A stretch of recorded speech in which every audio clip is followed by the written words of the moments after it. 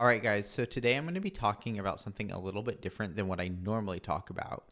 So if you're new to this channel, I normally do queer book reviews. Today I want to talk about why we ghost as gay men, but have some compassion for ourselves and think about how we can be more compassionate towards each other when we're engaging with each other. For a little background, I moved here to London in the fall of last year. So London, if you're not really familiar, has a huge gay scene. It is gayer than any place that I've personally ever lived. It feels like 1 out of every 10 people I pass on the streets, especially in the areas where I go, feels gay.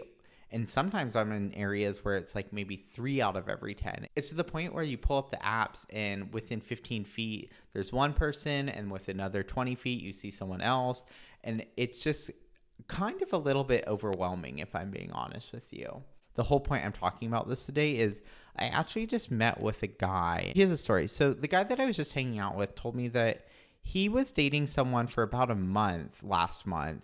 And he went on a couple dates. He was really enjoying it. They were having a really good time together. They were going on cute dinners. They were texting each other a lot. And then he went away for a work trip, the person I was hanging out with, that lasted about 7 or 8 days. And he could tell that the guy that he was seeing started to become less and less interested, even over text, which I feel like we all have had this experience, or at least a lot of us have had this experience where you meet someone, the energy's there, and then you can literally feel them withdrawing. So when they got back, they arranged for a date and they got dinner, but they didn't actually go back to his place. And he was fine because he just was happy to see him. And he said it was okay, but he could just sense that something had shifted. Then they texted and arranged for maybe a more serious date. And that was going to happen on Friday. So he said that, he gave him some space during the week and didn't want to be too clingy. Plus the guy said that oh, I'm really busy at work. So Friday rolls around. They're supposed to meet at 7 o'clock. He had got this really nice bottle of wine. He got flowers. He had picked out this really cute restaurant for them to go to. And needless to say, it was just this really cute little adorable gay date. I was jealous of this date. It seemed super cute. Well, that was until about 6:45 rolled around and the guy was like, "Oh, I had a really hard day at work and I need some me time tonight." And the person I was just seeing said "Oh, it was valid. I know that we have hard weeks sometimes, but especially in the context of them already starting to kind of maybe drift apart a little bit, it was a bit disappointing." So he gave him some space and was like, "Oh yeah, just have some time, take all the time you need, and we'll arrange for another time." That's all well and good, but he said that he saw this guy that he was seeing on Grindr the night that he told him "Oh, I'm just too stressed to meet up. I'm too sad to meet up," which he said was fine because they weren't exclusive and he was on Grindr too.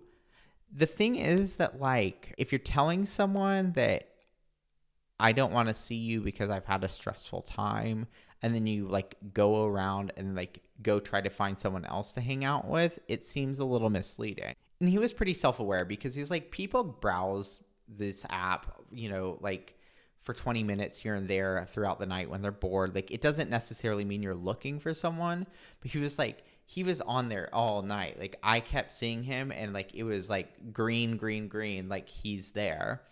And it bothered him just in the context of everything that had been going on. So basically, the guy I was just seeing texted this guy that he was just seeing and said, "Hey, I know you said that you're stressed at work and I can appreciate that. But to be honest with you, I'm just not really feeling that you're that invested in this relationship or what we're trying to build here anymore. And it seems to me that it might be better if we just stop seeing each other.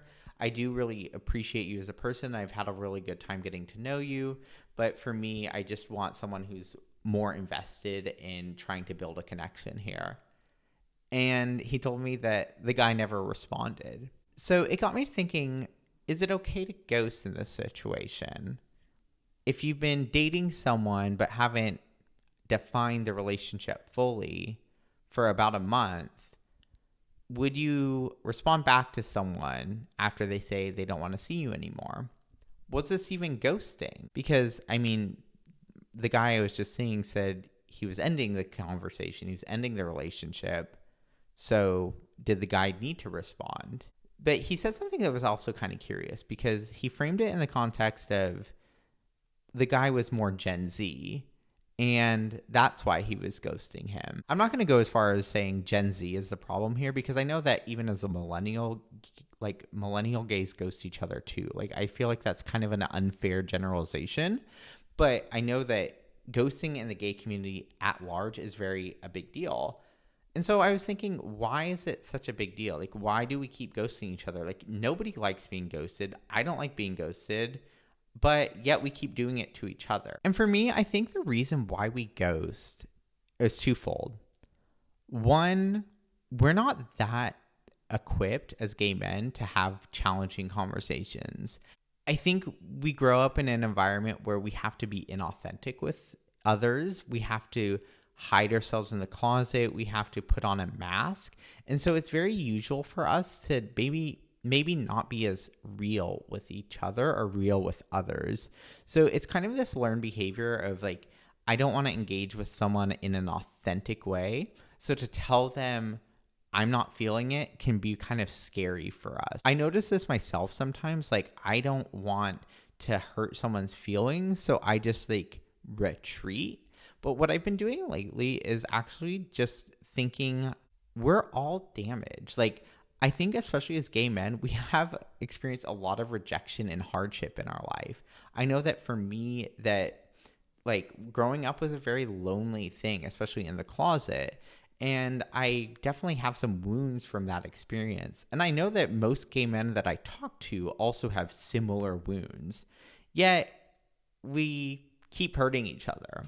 And so I'm challenging any of you watching today, not because it's for my own selfish reasons, but just maybe reevaluate why you're ghosting. Like, take a step back and think, can I at least send a text? Can I at least send a message? Would that let them down easier? And then how they react from there, that's on them. So that's the way I've been doing it lately, is if I'm not feeling something, I say, hey, I'm just not really feeling this right now. I think you're a great person and I've had a lot of fun, but for me, this is just not working out right now. And I hope that you find something that works better for you.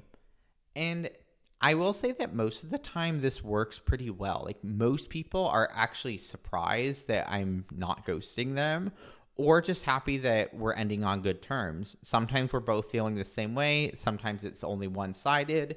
But regardless, I feel like it's a just more pleasant experience. So I think that we ghost because we're a bit wounded. And I also think that we ghost because, I mean, it's just more convenient.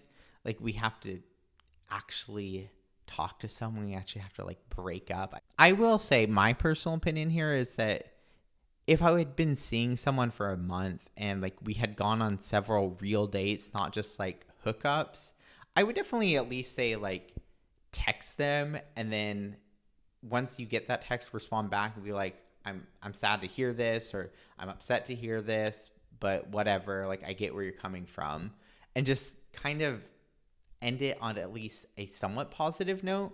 But I think too often what happens is, as gay men, like, we don't want to be rejected. So sometimes we would rather just pretend it's not happening. There's also kind of like the whole idea of like, I need to break his heart before he breaks mine. So I'm just going to tap out now and then be the one who wins. As gay men growing up with a lot of rejection, we have a sensitivity to it. And I think a lot of us really avoid feeling any sense of rejection, almost to the point that we will reject others before we actually let ourselves have the risk of being rejected by them. My challenge to everyone is, like, let's be nice out there. Let's recognize that we're all in the same boat. Like, it's a hard world out there in the gay dating scene. I know that it's not uncommon to hear London gays at least complain about the dating scene here.